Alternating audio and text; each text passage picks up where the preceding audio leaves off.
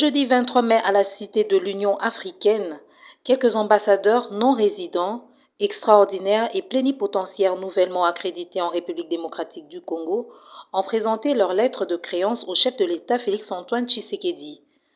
Parmi eux, Solt Medzaros, diplomate hongrois, qui a pour résidence la ville de Nairobi au Kenya, où il représente son pays depuis le 2 décembre 2020. Il y a également Wending Albjerg, qui vient du Danemark. Résidente à Kampala en Ouganda, c'est depuis août 2021 qu'elle occupe le poste de directeur pour l'Afrique, la politique et le développement au sein du ministère danois des Affaires étrangères.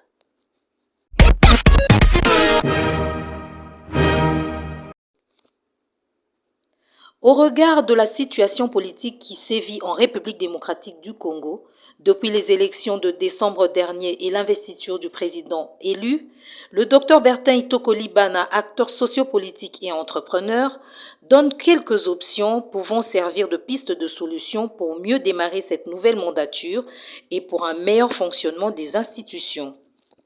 Selon lui, le chef de l'État Félix-Antoine Tshisekedi devrait s'imposer en tant que garant du bon fonctionnement des institutions. De ce fait, il lui recommande quelques options. Fixer un délai à la première ministre pour composer son gouvernement, procéder à l'investiture des gouverneurs qui n'ont pas de litige en justice, et enfin nommer les responsables des entreprises publiques avec des orientations fermes et des évaluations semestrielles. Le Dr Bertin Itoko, entrepreneur et responsable du centre hospitalier Ras-Béni, fait partie de ceux qui pensent que la République démocratique du Congo ne devrait faire face à aucun obstacle en cette période où bon nombre de défis sont à relever.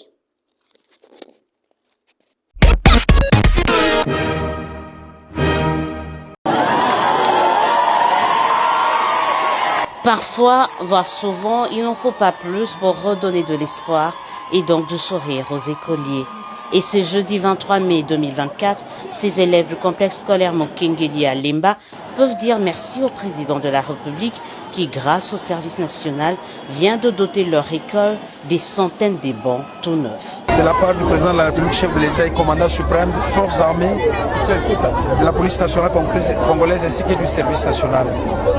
Sur ces instructions, le service national a fabriqué ces bancs avec les bâtisseurs.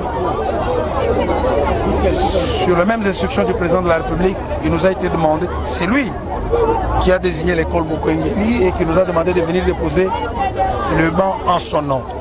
Ça nous a fait énormément plaisir parce qu'il y avait plusieurs bancs aussi dans des écoles qui étaient déjà dans de mauvais état. Donc ça nous a vraiment fait un plaisir de voir tout ça. Le commandant du service national, émissaire de Félix Tshisekedi pour la circonstance auprès de ses élèves, appelle à une bonne utilisation de ces 500 bancs de 3 places assises, de quoi permettre à plus ou moins 1500 élèves d'étudier dans des bonnes conditions.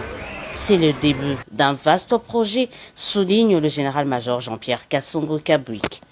On vient de commencer par Mokengeli, la semaine prochaine ce sera une autre école.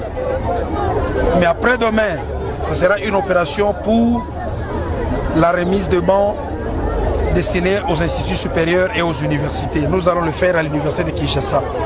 Et l'objectif du service national dans ce vaste programme, conformément à ces instructions, c'est que nous soyons en mesure de donner de la place assise aux élèves et aux étudiants chaque année, si le moyen suit, à 100 000 élèves et étudiants par année dans la ville-province de Kinshasa. C'est jouable.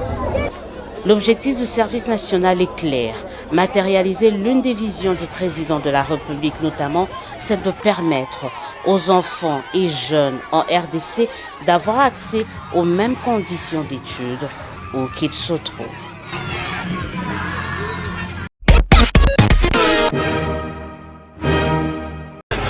Les avenues Upemba et Molongo de la commune de Katouba, en très mauvais état à ce jour, vont bientôt revêtir peau neuve. Le gouverneur de province Jacques Ablakatoué a donné ce jeudi 23 mai 2024 le coup d'envoi des travaux de rénovation de ces deux principales artères de cette partie de la capitale du cuivre.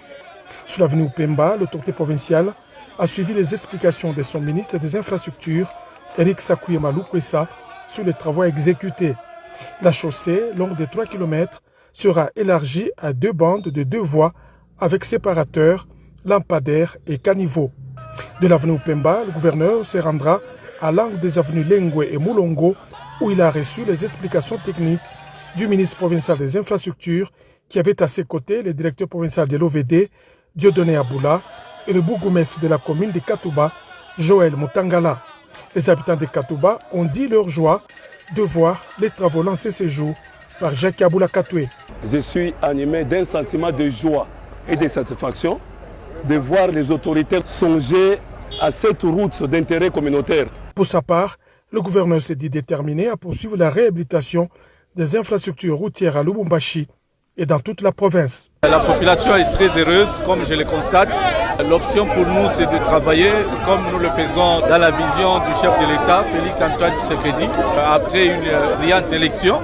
Donc pas pour que nous puissions nous contenter de cette élection, de cette victoire, mais pour que nous puissions nous mettre rapidement au travail. Nous avons travaillé sur les infrastructures au centre-ville, mais cette fois-ci, dans notre mandat, nous voulons entrer dans les milieux reculés tels que les communes. Et nous avons encore d'autres routes telles que Kabambare qu'on va lancer d'ici peu, le pont qu'on va reprendre avec la construction.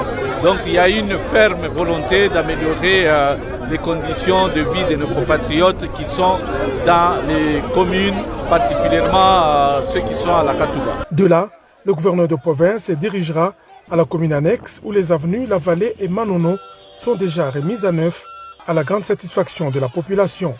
Ces descentes sur terrain s'est achevée sous le pont de grande portée érigé sur la route Kamasaka, laquelle a récemment été réhabilitée. L'ouvrage sera ouvert à la circulation dans environ 6 semaines.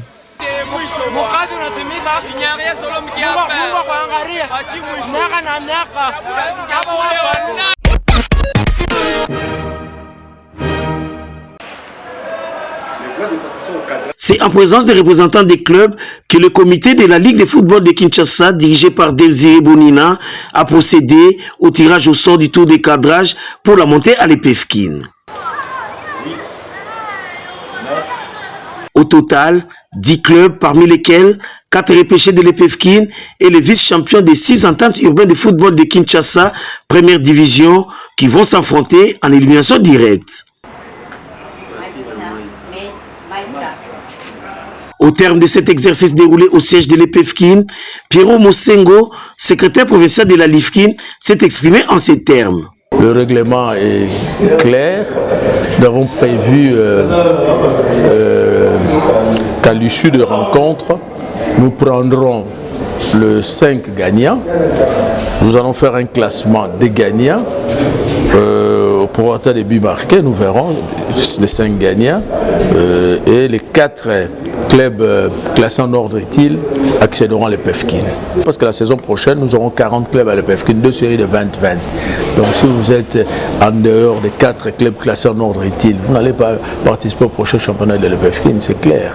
Voici comment se présentent les différentes combinaisons. Les 17e classés du groupe A du championnat de l'EPFKIN, l'AS Bols, sera en face de l'Ascendanou City, un autre 17e du groupe B de l'EPFKIN. Les FC Massina Maïka de l'entente Plateau va affronter l'AC Dallas de l'entente Changu. L'AC Monzo, 16e classé du groupe A du championnat de l'EPFKIN, va en découdre avec les FC Ngenge Sport de l'entente Malibu. Les SC Les Mages de l'entente Lukunga va défier les FC Trinité de l'entente Kilimani. Et enfin, le 17e classé du groupe B du championnat de l'EPFKIN, le RC Promesse ira à l'assaut du FC Arc-en-Ciel de l'entente Lipopo. Sur le 10, 7 ont payé.